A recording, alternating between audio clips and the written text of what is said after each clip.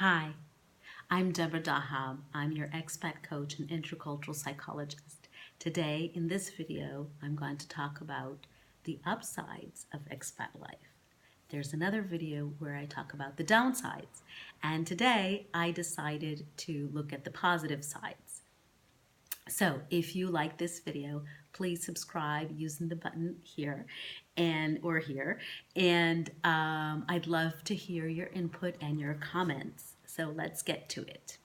So for me, the upsides of expat life, really, there's one word that really summarizes the majority of the upsides. And the word is learning. And I think that when you're away from your comfort zone, from your home country, you learn a lot. You learn about yourself. So you learn how you react in a different situation with people that you don't know and don't have any history with. You learn how your boundaries work with different people, where you set your limits in what is good for you and what is not good for you, what you tolerate and what you don't tolerate. You learn about, and this is quite obvious, the first thing people think about is you learn about a culture, you learn many times a new language.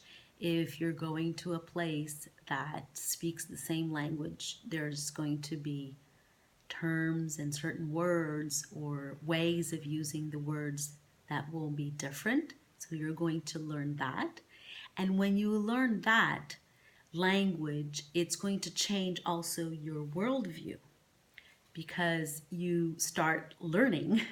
This is a word that I'm going to say a lot in this video. You start learning that things are relative, that, the way you're used to doing things, or you were used to doing things, is not the way everyone else does things. And it can even be better in some aspects. So you learn about yourself, your feelings, what triggers certain emotions, and you also learn about a certain culture. You learn about a certain group of people, which is usually the population of a country. You learn about customs, you learn about new food. Of course, this doesn't come without effort, right?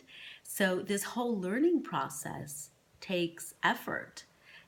If you come to a new country, and you just live there, you don't reflect upon your learnings and what you're experiencing, you might go back to your home country and little has changed.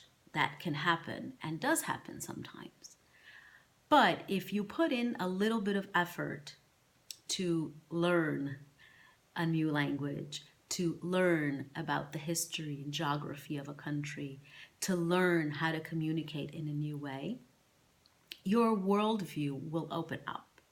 You will become wiser, you will become more empathetic, you will become a lot more able to make decisions better, I think, really, because you can look at many different aspects of a situation, because you've lived in a situation, you're living in a situation, well, where things can be relative. The way you look at it is not the way other people look at it.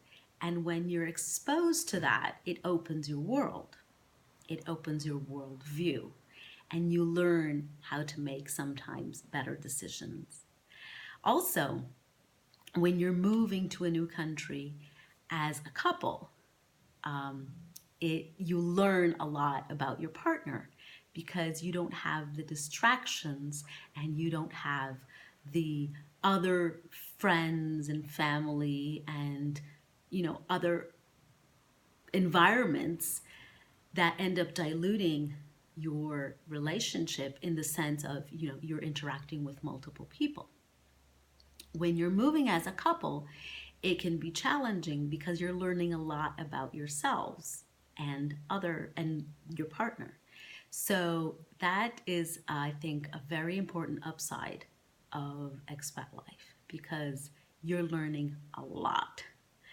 And sometimes it gets overwhelming, but ultimately it's a good thing. One other thing that I think is really important about the upsides of expat life is that sometimes you can earn a lot of money depending on your line of work and depending on where you're going, depending on, for example, some executives in multinational companies are able to negotiate a better contract or negotiate important benefits or signing bonuses when they agree to go on an expat mission, on an expat assignment.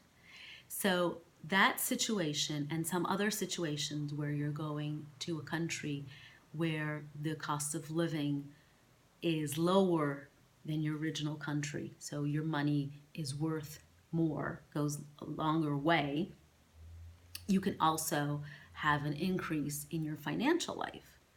And that's another upside. It's not always true, but in many circumstances it is. So that can be a very important upside.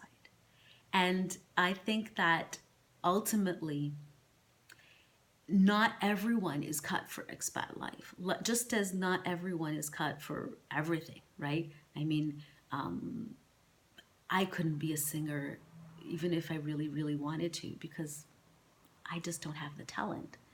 And I think that a lot of learning in expat life is doable, but certain characteristics and certain ways and certain mindsets really help. If you are, and it doesn't mean if you're an introvert or extrovert, I don't think it's that simple, that clean cut. But if you have a mindset that you're open for feedback and you're open to learning, again, that word, learning new things and accepting the differences and learning again from these differences, you will have a lot more upsides than downsides. I posted a video about the downsides and I'm going to put a suggestion here so you can take a look. And there are quite a few downsides. But ultimately, I think that when you are able to deal with the challenges of the downsides, just like anything in life, right? Everything has its pros and cons. And it's just a question of where are you going to put your focus? And I think that being an expat is such a changing experience to your core. You're not the same person after you lived abroad. You absolutely are not. Even if you haven't interacted with locals, if you haven't tried to learn the language, just the exposure changes you. And if you have put in the effort, if you have tried to interact with locals and learn the language and etc., it will change you even further. And I think always for the better. I hope you agree with me if you're an expat, and I'd love to hear your opinions on this. Other upsides of the expat life, and ultimately I think learning is the operative word here. It's the most important aspect of expat life. I hope you enjoyed this, and if you did, please subscribe. I'd love to hear your comments, and I'll see you next week. Bye-bye.